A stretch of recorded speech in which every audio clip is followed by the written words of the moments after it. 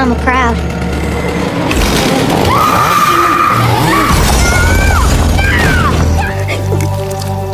कहानी के शुरुआत में एक खुशहाल फैमिली को दिखाया जाता है जिसमें एक मदर के साथ उसके 3 बेटे थे और साथ ही साथ उनके ग्रैंडपा भी उसी में मौजूद थे। आज उनके सबसे छोटे बेटे की बर्थडे थी जिसका जेड नाम था। उसके बर्थडे सेलिब्रेट करने के लिए उसकी मॉम उसके सामने एक केक लाती है, लेकिन बहुत ही अजीब सा सीन दिखाया गया कि वहाँ पर एक बहुत ही अजीब सा आदमी बैठा हुआ था जिस बेचारे को इन सभी लोगों ने उसे कैद करके रखा हुआ था, क्योंकि जेड की मॉम का कहना था कि यह आदमी हमारी बकरियां यानी इनके बाकी के एनिमल्स चुराने के लिए आया है। दिखाया गया कि जेड के बर्थडे पर उसको चेनसॉ गिफ्ट की जाती है। यहाँ पर यह सीन थोड़ा कॉम्प्लिकेटेड हो चुका था क्योंकि आखिर यह कैसा गिफ्ट हो सकता था। अब सभी मिलकर उस बेचारे अनजान आदमी को काफी ज्यादा ही टॉर्चर करने लग जाते हैं और अब उसकी मॉम जेड से कहने लगी कि इसी दिए गए चेनसॉ से इस आदमी की जान ही ले लो। ऐसा सुनते ही उसका बेटा हंसने भी लग जाता है और जेड का भाई फौरन से उस चेनसॉ को स्टार्ट कर दिया और कहने लगा कि जल्दी इसे मार दो। सभी बच्चों के साथ साथ उसके पेरेंट्स भी काफी एक्साइटेड दिखाई दे रहे थे, लेकिन जेड अब भी मासूम बच्चा था तो वो चेनसॉ उठाकर भी उस आदमी को नहीं मार पाता और वो चेनसॉ वहीं पर फेंक दिया। यह देखकर उसकी मॉम कहने लगी कि ऐसा क्यों किया तुमने, आखिर तुम्हें हो क्या गया है। कहने लगी कि क्या तुम्हें नहीं पता कि तुम्हारे ग्रैंडपा कितने अच्छे किलर थे। उसकी बातों से हमें यह पता चल जाता है कि जेड के ग्रैंडफादर कुछ और नहीं बल्कि पहले एक सीरियल किलर थे, लेकिन अभी भी बूढ़े होने के बावजूद भी उनके मर्डर्स करने का शौक नहीं गया हुआ था। और अब जब जेड ऐसा न कर सका तब वो कहने लगे कि अब मुझे ही उसकी जान लेनी होगी, इसी बहाने मेरा भी मन खुश हो जाएगा। वो एक बड़ा सा हैमर उठाते हुए उस आदमी के गर्दन पर काफी जोर से मारते हैं जिससे उस बेचारे की बहुत ही दर्दनाक तरीके से मौत हो जाती है। यहीं से सीन शिफ्ट करके प्रेजेंट टाइम का वक्त दिखाया गया जहां पर हम कार में एक कपल को देख पाते हैं जो कि काफी खुशी के साथ कहीं जा रहे थे। दोनों इस वक्त काफी खुश दिखाई दे रहे थे कि तभी अचानक से उनके गाड़ी के सामने एक एनिमल आ गया जिससे वो अपनी गाड़ी को फौरन से रोक दिया। लेकिन तभी पता चला कि ये कोई एनिमल नहीं बल्कि कोई बच्चा है जिसने गाय का फेस मास्क पहना हुआ था। बच्चा कहने लगा कि मुझे आपकी हेल्प की जरूरत है और यह कहते ही वो फौरन जंगल के अंदर भाग गया। उस कपल में से वाइफ काफी हैरान थी, कहने लगी कि आखिर ये हमारे सामने अचानक से कैसे आ गया और बेवजह मदद की गुहार लगाने लगा। इवन इतना कहकर जंगल में भी भाग गया। इसीलिए वो कहने लगी कि अब मुझे जाकर देखना होगा, लेकिन उसका हस्बैंड उसे ऐसा करने से मना करता है कि वहाँ जाना हमारे लिए कुछ खतरा भी तो हो सकता है। लेकिन वो उसकी बातों को इग्नोर करते हुए फिर भी वहाँ जाती है। वो लड़की उस बच्चे का पीछा करते करते एक पुराने से फॉर्म में चली जाती है। अंदर जाकर उसने देखा तो वहाँ पर हर जगह तरह तरह के हड्डियां पड़ी हुई थी कि उसी टाइम अचानक से वो एक ट्रैप में फंसकर नीचे चली जाती है। दिखाया गया कि वो अब काफी ज्यादा मात्रा में इंजर्ड हो चुकी थी। उसकी हालत इतना दर्दनाक बन चुका था कि उसके नाक और मुंह इवन सभी जगहों से खून निकल रहा था। तभी वही बच्चा अपना मास्क उतारता है और वो बच्चा कोई और नहीं बल्कि वही बच्चा जेड ही था। दरअसल उसकी फैमिली ने उसे किसी गैंगस्टर के पास भेज दिया था जो उसे किलिंग्स करना सिखाते थे। वही आदमी जिसके पास वो ट्रेनिंग ले रहा था वो उससे कहता है कि इस लड़की के ऊपर कार इंजन गिरा दो। जेड भी ठीक ऐसा ही किया जिससे अब उस बेचारी लड़की की बहुत ही ब्रूटल तरीके से मारी जाती है। तभी वहाँ पर शेरिफ आ जाता है जो उन लोगों पर बहुत गुस्सा हो रहा था और कहने लगा कि जिस लड़की को अभी अभी तुम लोगों ने इतने दर्दनाक तरीके से मारा वो कोई और नहीं बल्कि मेरी बेटी थी। मैं तुम लोगों को नहीं छोड़ूंगा। लेकिन ना तो शेरिफ के पास किसी तरह का वारंट था और ना ही उसके पास कोई ऐसी चीज थी जो कि इस बात का पता लगा सके कि इन्हीं लोगों ने उसको मारा हुआ है, क्योंकि पहले ही इन दोनों ने सारे के सारे सबूत एविडेंस मिटा दिए थे। लेकिन फिर भी वो शेरिफ इतना तो कंट्रोल रखता था कि वो उस बच्चे को साथ ले जाकर इन्वेस्टिगेशन कर सके। इसीलिए अब वो जेड को अपने साथ लेकर जाता है। अब क्योंकि यह शेरिफ काफी अच्छा आदमी था इसीलिए वो जेड को मेंटल स्कूल में डाल देता है ताकि अभी उसके दिमाग में जो भी क्रिमिनल्स वाली थॉट्स हैं वो चली जाए और वह पढ़ लिख कर एक अच्छा बच्चा बन जाए। इतना करने के बाद वही शेरिफ जिसकी बेटी को इन लोगों ने मारा हुआ था कि वो सीधा जेड के मॉम के पास पहुंच गया और उससे कहने लगा कि तुम्हारी वजह से मेरी बेटी मरी, इसीलिए अब मैं तुम्हें तुम्हारा बेटा कभी भी नहीं लौटाऊंगा। इतना कहकर वो वहाँ से चला जाता है। कहानी में दिखाया गया कि 10 साल गुजर जाते हैं। हमें वही स्कूल दिखाया जाता है जहाँ पर शेरिफ ने जेड को दाखिल करवाया हुआ था। वहीं पर एक नर्स आई हुई थी जिसका नाम लिजी था। लिजी का इस स्कूल में यानी मेंटल स्कूल में पहला दिन था। इसी स्कूल का एक आदमी उसे बताता है कि यहाँ के सभी बच्चों के नाम आते ही चेंज कर दिए जाते थे ताकि उन्हें कुछ भी ना याद रहे कि वो क्रिमिनल फैमिली से बिलोंग भी करते थे, जिससे होगा यह कि वो धीरे धीरे पुरानी यादें भूलते जाएंगे और उनकी नई पहचान भी बनना शुरू हो जाएंगे। अब लिजी को एक आदमी दिखाई दिया जिसका नाम बड़ था। जब लिजी जाकर उसके पास बैठी तब वो लड़का उसे नजरअंदाज कर दिया।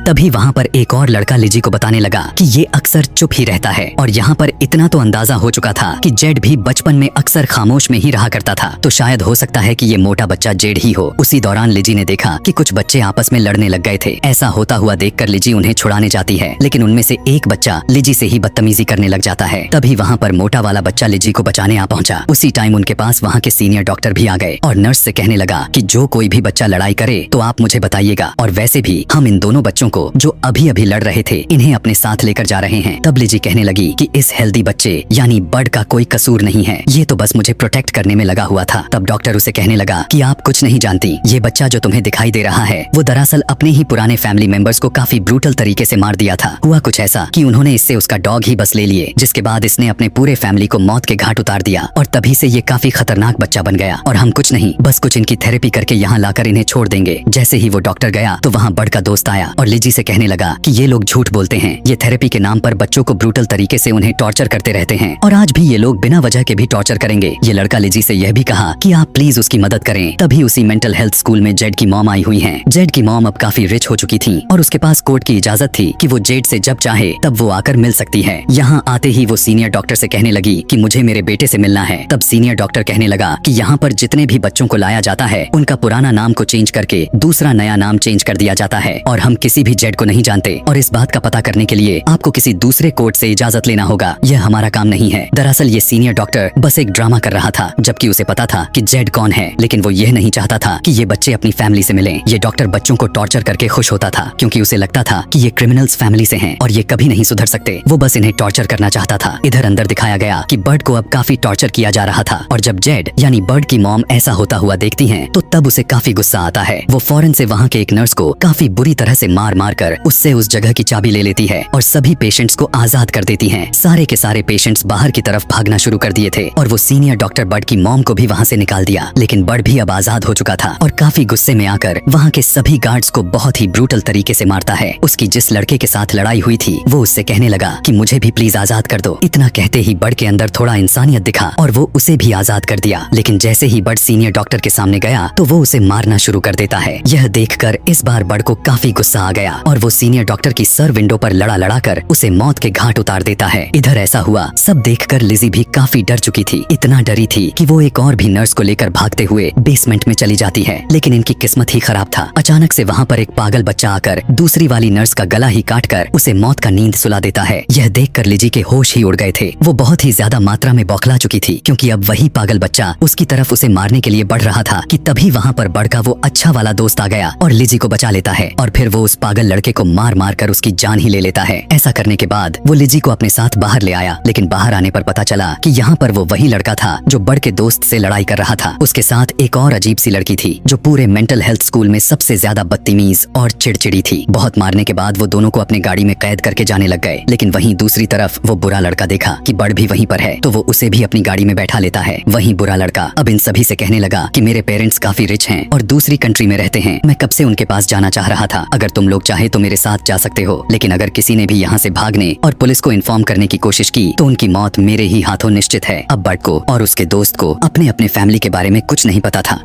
दोनों शुरू से ही इसी मेंटल हेल्थ स्कूल में रह रहे थे, इसीलिए अब उनका दिल चाह रहा था कि हम भी देखेंगे कि फैमिली आखिर कैसे होते हैं। तब उसकी बातों पर वो लोग मान जाते हैं और लिजी बेचारी भी इनके साथ ही थी। दूसरी तरफ शेरिफ को पता चल गया था और वो फौरन से सारे के सारे पुलिस को इनके पीछे लगा दिया। उसे यह भी अब पूरी तरह से भनक लग चुकी थी कि जेड यानी बर्ड भी इसी ग्रुप में है। वो अपने पुलिस ऑफिसर से कहने लगा कि तुम्हें जहाँ पर भी जेड दिखे उसे फौरन से शूट करके मार देना। यही बात फोन पर जेड की मॉम भी सुन चुकी थी। फिर हम देखते हैं कि वो 5 बच्चों का ग्रुप उस जगह पर जा रहा होता है, लेकिन रास्ते में उन्हें काफी भूख लगने लग गई तो वो एक रेस्टोरेंट पर रुकने का फैसला करते हैं। वहाँ जाकर वो दुष्ट बच्चा और उसके दोस्त लोग मिलकर उनके गन छीनकर उन्हीं से पैसे लेने लग जाते हैं। ऐसा करने के बाद वो दुष्ट बच्चा वहाँ के वेट्रेस को भी मार दिया। उसी दौरान मौका देखते हुए लिजी वहाँ से भागने लग चुकी थी, लेकिन बर्ड उसे रोकने लग गया। कहने लगा प्लीज तुम कहीं मत जाओ कि तभी वो पागल बच्चा भी आ गया और वहाँ से गाड़ी चुराकर 5 फिर से आगे बढ़ने लग गए थे। लेकिन इसी फायरिंग में एक गोली बर्ड के पेट में लग जाती है। कुछ दूर जाने के बाद जब इनकी गाड़ी की फ्यूल खत्म हुआ तब वो सभी एक जंगल के रास्ते से होता हुआ आगे बढ़ने लग जाते हैं। चलते चलते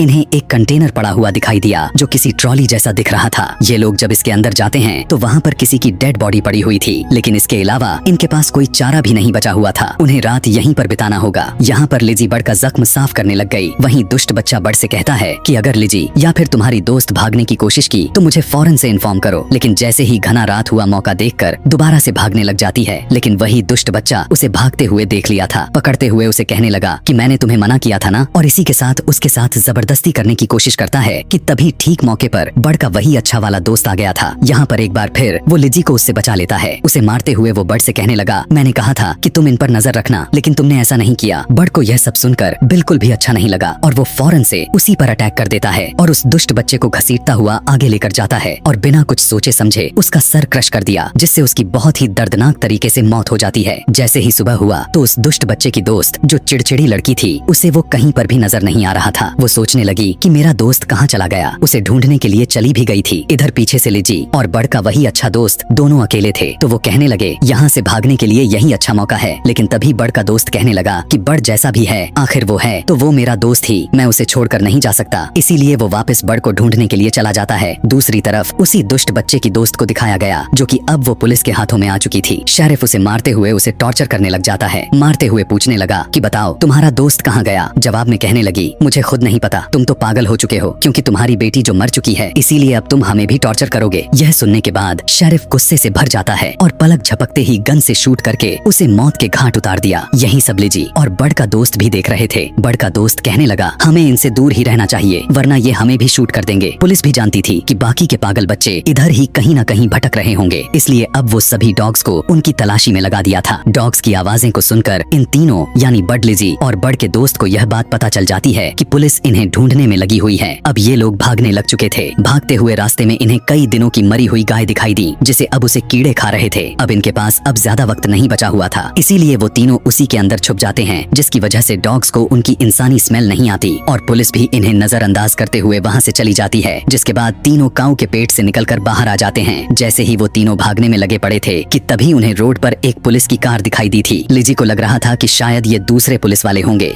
इसीलिए वो जोर जोर से मदद की गुहार लगाने लग जाती है। लेकिन तभी बड़ का दोस्त उन्हें रोक लिया, यह कहते हुए कि तुम पागल हो गई हो, ये उनके साथी हो सकते हैं। और हुआ भी कुछ ऐसा था, ये उन्हीं के साथी थे। वो फौरन से शेरिफ को कॉल कर दिया, लेकिन ठीक वक्त पर बड़ पीछे से उस पुलिस ऑफिसर का गला ही दबाने लग जाता है। लेकिन उस बेचारे की किस्मत ही खराब थी, क्योंकि पुलिस ऑफिसर उसके सर में गन से शूट करके उसकी जान ही ले लेता है, जिससे उसकी मौत हो जाती है। जब बड़ का दोस्त ने देखा तो उसे बहुत ही गुस्सा आया और वो जोर जोर से पुलिस ऑफिसर को ही मारने लग जाता है। वो उसे इतना ज्यादा मार देता है कि उसकी वहीं पर ही मौत हो गई। लिजी यह देखकर काफी परेशान हो चुकी थी। सोचने लगा कि इन सारे के सारे पागलों के बीच में कहां फंस गई। वो वहां से फौरन पुलिस का कार लेकर भागने लग गई। यहाँ बड़ का दोस्त लिजी से कहने लगा कि तुम धोखेबाज हो, मैंने तुम्हें अच्छा समझा था, लेकिन तुम भी उन्हीं के जैसे निकली और तुम्हारी ही वजह से मेरा दोस्त बड़ की मौत हो गई। यहाँ पर देखने को मिला कि बड़ के दोस्त की हालत कुछ ठीक नहीं लग रहा था। वहीं पीछे से इनकी पीछा शेरिफ भी करने लग गया था और काफी ज्यादा गोलियों से फायरिंग करने लग चुके थे कि तभी उसी फायरिंग के बीच एक गोली बड़ के दोस्त को चीरते हुए निकल जाती है और उसका मुंह पूरी तरह से डिसफिगर हो जाता है। वहीं दूसरी तरफ एक और भी गोली आकर लिजी के हाथ पर लगा, जिससे उसकी गाड़ी का बैलेंस खराब हो गया और उनकी गाड़ी का बहुत बड़ा एक्सीडेंट हो जाता है। खाई में गिरने की वजह से लिजी बेहोश हो चुकी थी, लेकिन जब उसकी आंख खुला तो उसने देखा कि वो अब शेरिफ के गाड़ी में आ चुकी थी। वो गाड़ी के रेडियो से कई जगह कांटेक्ट करने की कोशिश करती है ताकि वो किसी को अपने लोकेशन बता सके, लेकिन तभी वहाँ पर शेरिफ आ गया और उसे खींचते हुए कहीं और लेकर जाने लगा। पता चला कि यह वही जगह थी जहाँ पर शेरिफ की बेटी को मारा गया था। वहीं पर उसने बड़ के दोस्त को भी लटका कर रखा हुआ था। शेरिफ बताता है कि जेड कोई और नहीं बल्कि यही लड़का था जो कि बड़ का दोस्त था। अब इसी बात की खबर जेड की मॉम को भी लग चुकी थी, जो कि शेरिफ के एक पुलिस ऑफिसर ने दी थी। अब यहीं से तो खूनी खेल होने वाला था। वो फौरन से चेनसॉ लेकर पहुंचती है ताकि वो जेड को याद दिला सके कि ये वही गिफ्ट है जो हमने तुम्हें बर्थडे पर दिया था। लेकिन शेरिफ पर अटैक करने लग जाता है। बहुत मकसद के बाद वो किसी तरह जेड को आजाद करते हुए वो अपने घर लेकर आती है। वो उसके फेस पर स्टिचेस लगाया। वो लोग अपने साथ शेरिफ और लिजी को लाए हुए थे। जब उन दोनों को होश आया तो वो दोनों अब वहाँ से भागने के बारे में कोशिश करने लग गए थे, लेकिन ठीक मौके पर जेड की मॉम उन दोनों को पकड़ लेती है। वो वहाँ पर जेड को बुलाया और उसे चेनसॉ पकड़ाते हुए कहने लगी कि ये लो, आज वो वक्त आ चुका है जहाँ तुम अपना चेनसॉ को इस्तेमाल कर सकते हो। जिसने तुम्हें टॉर्चर किए उससे तुम अपना बदला ले लो। जेड भी इन सभी चीजों से काफी तंग आ चुका था, इसीलिए वो गिफ्ट में दिया गया अपना चेनसॉ उठाया और सीधा शेरिफ के चेस्ट में घुसाते हुए उसे काफी ब्रूटल तरीके से चीर देता है। यहाँ यह सीन इतना दर्दनाक बन चुका था जिससे लिजी वहाँ से डर कर भागने लग चुकी थी, लेकिन जेड की मॉम अपने तीनों बेटों को ऑर्डर्स देते हुए कहने लगी कि जाओ उसका पीछा करो। लिजी लिजी भागते ही जा रही थी, लेकिन तभी भागते हुए उसका पैर एक ट्रैप में फंस गया और वो बेचारी गिर जाती है। लिजी जेड से कहने लगी, आखिर तुम ऐसा कैसे कर सकते हो? तुम अच्छे इंसान हो, याद करने की कोशिश करो। तुम्हें तुम्हारी मॉम बुरा बनाना चाहती है तो प्लीज ऐसा मत करो, मुझे मत मारो। लेकिन जेड, जो कि अब काफी बुरा बन चुका था, वो मेंटली डिसेबल हो चुका था। वो लिजी की एक नहीं सुनता और फौरन से अपने चेनसॉ को चलाते हुए उसके सर को उसके धड़ से अलग कर देता है। और अब वहाँ पर अभी तक जितने लोगों की डेथ हुई थी, उनकी पूरी फैमिली उन सभी के बॉडी को कीमा बनाकर अपनी एनिमल्स को खिलाने लग जाते हैं। वहीं दूसरी तरफ दिखाया गया कि जेड अब लिजी के चेहरे के स्किन उतारकर एक फेस मास्क बनाता है, जिसे वो लेदर फेस का नाम दिया और उसे अपने फेस पर लगा लेता है। इसी के साथ यह कहानी भी यहीं पर खत्म हो जाती है। ऐसे ही और भी मूवी एक्सप्लेनेशन वीडियोस देखने के लिए कमेंट में नेक्स्ट लिखना ना भूलें। Thanks for watching.